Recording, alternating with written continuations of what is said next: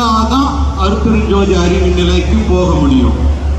அதுக்கு முன்னாடி வள்ளல் பெருமான் அருட்பெருஞ்சோதி ஆண்டவர்கிட்ட போறாரு. மகனே, நீ கேட்டதெல்லாம் கொடுத்துட்டேன், இப்ப நீ எதுக்கு அழுவுறன்னு கேட்கிறாரு. ஐயா, நீ எனக்கு கொடுத்துட்டீங்க, இந்த உலகத்துல இருக்க எல்லாருக்கும் கொடுக்கணுங்கிறாரு. இது என்னப்பா, அது பெரிய ஆசையா இருக்கு. நான் மட்டும் பெற்றுட்டு நான் மட்டும் நித்திய வாயில வாழ்ந்து நான் என்ன பண்ண போறேன்? எல்லாருக்கும் கொடுத்தாதான் எல்லாரும் நல்லபடியா வாழ முடியுங்கிறார். அப்போ அந்த 5 தொழிலையும் உனக்கு கொடுத்துடுறேன், நீயே செய்யப்பாங்கிறார். அப்படி இதுல என்ன சூட்சம் இருக்கிறார்? இன்னும் முக்கியமான விஷயம் அருட்பெருஞ்சோதி ஆண்டவர் வளர்கிட்ட சொல்றாரு. தப்பாலே ஜெகத்தவர் சாவே துணிந்தார். தப்பால ஜெகத்தவர் சாவே துணிந்தாருன்னா அப்ப அங்க சரியானது எது? அது ரொம்ப முக்கியமா தான் வள்ளல் பெருமான் உணர்த்துறாரு. கருணை இருந்தாதான் மரணமில்லா பெருவாழ வாழ முடியும்னு சொல்றாரு. இது நம்ம சித்தர் பெருமான்களும் முக்கியமா வலியுறுத்துறது என்னன்னா, 4-6 மாதமாய் குழவனை வேண்டி கொண்டு வந்தாண்டி ஒரு தோண்டி, அதை கூத்தாடி கூத்தாடி போட்டு உடைத்தாண்டி. இது இந்த உடம்பை பொண்ணை போல பாதுகாக்க வேண்டும்ங்கிறாரு நமது வள்ளல் பெருமான். பொண்ணை போல பாதுகாக்கலன்னா எப்ப என்ன ஆகும் அதுவும் சொல்றாரு வள்ளல் பெருமான். இந்த உடம்பு போயிடுச்சுன்னா மீண்டும் இதே மனித உடம்பு கிடைக்குமானா நிச்சயம் இல்லைங்கிறார். இன்னொரு முக்கியமான ஒரு விஷயம் சொல்றார். ஒரு மனிதன் ஒரு பெண்ணை எண்ணத்தினாலேயே தழுவினால் அவன் மரமாக பிறப்பான்ங்கிறார். அடுத்த பிறப்பு மரம். ஜீவகாருண்யம் எந்த நிலைக்கு உயர்ந்து நிற்குது பாரு. எண்ணத்தினால ஒரு பெண்ணை தழுவினால் அவன் மரமாக பிறப்பான் என்கிறார். அதனால மீண்டும் மனித பிறப்பு கிடைக்குமானா நிச்சயம் இல்லை. ஒரு எண்ணத்தை உன்னிப்பா கவனிக்கணும். ஜீவகாருண்யம் என்பது என்ன? ஜீவகாருண்யம் விளங்கும் போது அன்பும் அறிவும் இணைந்து விளங்கும். அன்பும் அறிவும் இணைந்து விளங்கினால் அருட்சக்தி விளங்கும். அந்த அருட்சக்தி இருந்தால் மட்டும்தான் அந்த மனித பிறப்பில் இருந்து நாம் அதை தப்பிக்க முடியும். அருட்சக்திங்கிறது எது? ரொம்ப முக்கியமா காமிக்கணும். வேலாயுதம் முதலியார் அவர்களை மனித அறிவுன்னு சொல்றாரு. அது 6வது அறிவு, மன அறிவு. அதுக்கு மேல ஒரு அறிவு இருக்குன்னா ஜீவ அறிவு இருக்கு. அதுக்கு மேல ஆன்ம அறிவு இருக்குன்றாரு. அதுக்கு மேல அருள் அறிவு இருக்கின்றாரு. அதுக்கு மேல அருட்பெருஞ்சோதி அறிவு இருக்கின்றாரு. அதுதான் பேரறிவு. இந்த பேரறிவுக்கு நாம் எப்படி போக முடியும்? கருணை இருந்தால் மட்டும்தான் அதுக்கு போக முடியும். கருணைங்கிறதும் தயைங்கிறதும் அருள்ங்கிறதும் ஒண்ணுதான். அதனாலதான் தனிப்பெரும் கருணைங்கிற வள்ளல் பெருமான் குறிப்பிடுகிறார். இந்த தனிப்பெரும் கருணை இருந்தால் நிச்சயமா நாம் எல்லாம் கடவுள் நிலையை அறிந்து அம்மையம் ஆக முடியும். இதுதான் உண்மை. இதுக்கு என்ன வேணும்? 4-6 மாதமாய் குழவனை வேண்டி கொண்டு வந்தாண்டி ஒரு தோண்டி, அதை கூத்தாடி கூத்தாடி போட்டு உடைத்தாண்டிங்கிறார். அந்த கூத்து மனித அறிவுல மனித மனத்துல மட்டும்தான் நம்ம கூத்தாடுறோம். ஆனா வள்ளல் பெருமான் சொல்ற கூத்து எது தெரியுமா? உத்தர ஞான சிதம்பர கூத்து.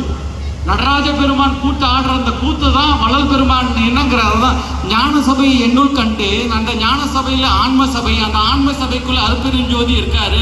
அந்த அருட்பெருஞ்சோதிக்குள்ளதான் நடராஜ பெருமான் அசைவு இருக்குதுங்கிறாரு. அந்த அசைவு நின்றுட்டு தானே நம்ம உடம்புல இருக்கிற சூடு போயிடும். அந்த அசைவிலிருந்து உடம்புல இருக்கிற சூடு போயிட்டானா அவன் செத்தவன். அவன் சாவாம இருக்கிறது திருவள்ளுவர் சொல்றாரு. ஒத்தது அறிவான் உயிர் வாழ்வான், மற்றையான் செத்தாரும் வைக்கப்படுங்கிறாரு. அந்த ஒத்தது எது? அந்த ஒத்ததுதான் தத்துவ நிக்கிரகங்கிறாரு. இத்து தா இது. இந்த இத்து தா இது தகர வித்தைங்கிறார் வள்ளல் பெருமான். தத்துவ நிக்கிரங்கிறார். தத்துவ நிக்கிறத எடுத்தோம்னா தா இத்து இருக்கு. அந்த தா இத்துங்கிறத உடம்புல இருக்கிற மனித தத்துவங்களை கடவுள் தத்துவமா மாத்துறது தான் சன்மார்க்கம். தத்துவமா அசிங்கிறாங்க வேதங்கள்ல. தத்துவங்களை அசிங்கிறாங்க. ஆனா தமிழ்ல தான் போகுது. அது எப்படி போகுது? தாயித்துங்கிறது தான் கடவுள். அந்த கடவுள் தான் அருட்பெருஞ்சோதியாக ஒரு மனித மனத்துக்குள், மனித சிறப்பு எஞ்சான் உடம்புக்கு சிரசே பிரதானம். அந்த சிரசுக்குள்ளதான் தாங்கிற தகரமான அருட்பெருஞ்சோதி ஆண்டவர் விளங்குறாரு. அந்த சூடு போயிடுச்சுன்னா உடம்பு போயிடுது. உடம்பு போயிடுச்சுன்னா உயிர் போயிடுது. உயிர் போயிடுச்சுன்னா அடுத்த பிறப்பு கிடைக்குமான்னு தெரியாது. அப்ப என்ன கருத்து இங்க வள்ளல் பெருமான் கொண்டு வராருன்னா, நாம் அந்த சூட்டை உடம்புல விட்டு போகக்கூடாது. அந்த சூடை கொடுக்கறது ஜோதி. அந்த ஜோதி எப்படி இருக்கு? சிற்சபையும் பொற்சபையுமா இருக்கிறது. அது ஜீவ ஜோதி. அந்த சிற்சபை ஜோதியும் பொற்சபை ஜோதியும் தான் ஞான சபையில முன்னாடி இருக்கும். அதுக்குள்ள போனோம்னா ஆன்ம ஜோதி, அது சின்ன ஜோதி. அதுக்குள்ள போனோம்னா பூசத்தன்னைக்கு அருள் ஜோதியை பார்க்க முடியும். 6வது திரை விலக்கி அதுக்குள்ள வருஷத்துல ஒரு நாள் தைப்பூசம் நடக்கும். அந்த தைப்பூசத்துல 7 திரைகளுக்குனா அருட்பெரும் ஜோதியை பார்க்க முடியும். அதே அருட்பெரும் ஜோதி தான் இங்கே வீட்டில் இருக்க அனைவருக்குள்ளும் அந்த ஜோதி இருக்கு. அந்த அருட்பெரும் ஜோதியை தான் நினைந்து நினைந்து உணர்ந்து நெகிழ்ந்து நெகிழ்ந்து அன்பே நிறைந்தெறிந்து ஊற்றெழும் கண்ணீர் அதனால் உடம்பெல்லாம் நினைந்தது. இதுதான்ப்பா வள்ளல் பெருமான் பண்ணாரு. தினமும் அழுதுன்னு இருந்தாருப்பா. எனக்குள்ள இருக்கிறியே எல்லாத்தையும் கொடுக்குறியே, ஏன் என் குழந்தை உன் குழந்தைங்க தானே அவங்களையும் விட்ட அவங்களுக்கும் உன்னுடைய அறிவை கொடு, உன்னுடைய ஞானத்தை கொடு, உன்னுடைய சூட்டை கொடு, நித்திய வாழ்வுல வாய வையின்னு சொன்னாரு. இந்த வாழ்வு சாதாரண வாழ்வு இல்லை, தமிழ் வாழ்வு. கடைசியா முக்கியமா சொல்றேன், தமிழ் ஞானத்தை மிஞ்சின ஞானம் எந்த உலகத்திலையும் கிடையாது. கடந்த 20 ஆண்டுகளாக வெளிநாட்டில் வாழ்ந்த பிறகும் ஆங்கிலத்தில் சிறு வயதில் கல்லூரி வாழ்வில் முடித்த பிறகும் தமிழ் ஞானமே உயர்ந்த வாழ்வு என்று உணர்ந்திருக்கிறேன். ஏன்னா வள்ளல் பெருமானே சொல்றாரு, கடவுள் என்ன தமிழ்ல பிறக்க வச்சாண்டா, தமிழ்ல பிறக்க வச்சதான் தமிழ்ல என்னால் வாழ முடியுதுங்கிறாரு. நான் அழுத ஒரு நாள் கன்னியாகுமரியில கீழே பார்த்தீங்கன்னா குமரி கண்டம் ஒன்று இருக்கு, அது நீர்ல இருக்கு. அப்போ தமிழ் சங்கம் அமைச்சிருந்தாங்க. தமிழ் சங்க ஞானம்ங்கிறது அட்லாண்டிஸ்ன்னு குறிப்பிடுறாங்க. அந்த ஞானமாக போயிடுச்சு. இல்லை இல்லை இல்லை இல்லை இல்லை போல போல போல எப்போ எங்கே இருக்குது? அப்போ தமிழ் இருக்குன்றார். எப்படி தமிழ் இருக்கு? தாங்கிறது தகர வித்தை. அருட்பெரும் ஜோதி தான் தகரம். அந்த தகர கூட்டில் தான் அருட்பெரும் ஜோதி வைக்கிறேன். நமக்குள்ளேயும் ஒரு தகரம் இருக்கு. அந்த தகர கூட்டில் தான் அருட்பெரும் ஜோதி இருக்கு. அந்த அருட்பெரும் ஜோதியை குறித்துதான் தகரம். அந்த தகரம் உயிரும் மெய்யும் இணைஞ்சிருக்கு. இத்து பிளஸ் அகரம் தான் ரொம்ப முக்கியம். இத்துங்கிறது மெய் எழுத்து, அகரங்கிறது உயிர் எழுத்து. இது இரண்டும் இணைஞ்சாதான் தகரம் வரும்.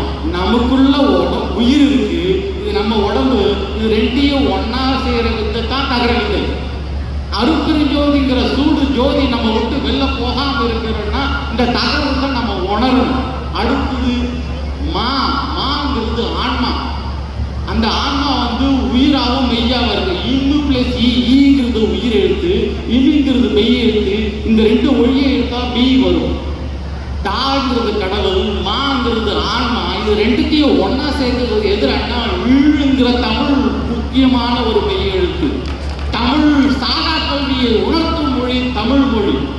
அந்த தமிழ் மொழியில இன்னும் முக்கியமா சொல்ற தா ஒத்தது அறிவான் உயிர் வாய்வான் மற்றையான் செத்தாருள் வைக்கப்படும்ங்கிறார். அப்ப அந்த ஓங்கிற எழுத்து ஒத்தது இத்தாதுன்னு இருக்கு, அதுவும் தகர எழுத்து. அந்த தகர எழுத்துல ஒத்தது அறிவான் உயிர் வாழ்வான்ங்கிறார். அந்த தகர வித்தியில என்ன இருக்குன்னு பார்த்தோன்னா தத்துவ ம அசின்னு இருக்கு. தத்துவ ம அசிங்கிறது அகரம் உகரம் மகரம் சிகரம் இருக்கு. இதுதான் தமிழ்ல சூட்சுமமாக சொல்லப்பட்டிருக்கிற தத்துவ நிக்கிரகன்னு வள்ளல் பெருமான் குறிப்பிடுறாரு. ரொம்ப ரொம்ப முக்கியமா கடைசியா ஒரு கருத்தை முன்வைக்கிறேன். என் அருமை சகோதரர்களே, திருக்குறள்ல 10 குறள சாகா கல்வி கொடுக்கப்பட்டிருக்கு. அந்த சாகா கல்வி 10 குறளை தெரிஞ்சுக்கிட்டோமானா தமிழன் ஒருத்தம் கூட சாக மாட்டான். நாம் ரொம்ப முக்கியமா நம்ம தமிழக முதல்வர் அவர்களுக்கு நன்றி கடன் சொல்ல போறோம். ஏன் தெரியுமா? இங்க சென்னையில தர்மமிக ஆய்வு அரங்கத்தை உருவாக்க போகிறார். அங்கே சாகா கல்வி வெளிப்படும். இது சத்தியம் சத்தியம் சத்தியம். தர்மமிகு சென்னையிலே சாகா கல்வி வெளிப்படும், உலகம் எல்லாம் பரவும். ஏன் இந்த கருத்தை சொல்றேன்னா, கடைசியாக இந்த கருத்தை வைக்கிறேன். அகர முதல எழுத்தெல்லாம் ஆதி பகவன் முதற்றே உலகு. இதில் எல்லாமே அடங்கி போச்சு. எப்படி? உலகுக்கு முதன்மையானவன் யார்? ஆதி பகவன். அந்த ஆதி பகவன்கிற அருட்பெருஞ்சோதி எப்படி இருக்காரு? அகர முதல எழுத்து எல்லாம் இருக்காரு, தமிழாவே இருக்காரு. அதான் தகரம் மகரம் எகரம். இதுக்கு மேல வள்ளல் பெருமான் நமக்கு என்னத்தை சொல்ல முடியும்?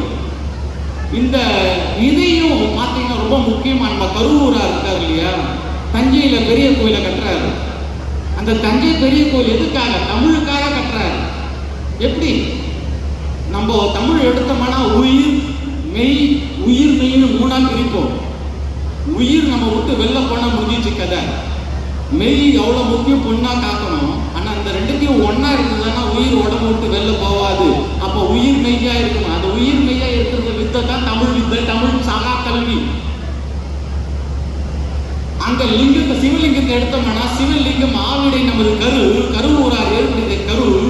அந்த கரு பார்த்தீங்கன்னா 18 மெய்யெழுத்து 18 அடி உள்ள லிங்கம் இருக்கே. அருவமான ஒரு பொருள் 12 உயிர் எழுத்து. இது ரெண்டுமே இணைந்ததுதான் சிவலிங்கம். இந்த சிவலிங்கம் வந்து அருட்பெருஞ்சோதி வானத்துக்கும் பூமிக்கும் மேல போய் வந்துட்டு இருக்காருன்ற வள்ளல் பெருமான். அது பிரபஞ்சம் முழுக்க விரிஞ்சிருக்கிறது. அந்த கோபுரம் வந்து 216 அடி, உயிர்மை எழுத்து 216. கருவூரா ராஜராஜ சோழனை வச்சு தமிழை விளக்கி இருக்கிறார். தஞ்சையிலே பெரிய கோயிலை அமைத்து தமிழர்களை உறங்கியது போதும், எழுந்திருப்போம், வள்ளல் பெருமானை தொடருவோம், சாகா கல்வியில் வெற்றி அடைவோம். நன்றி, வணக்கம்.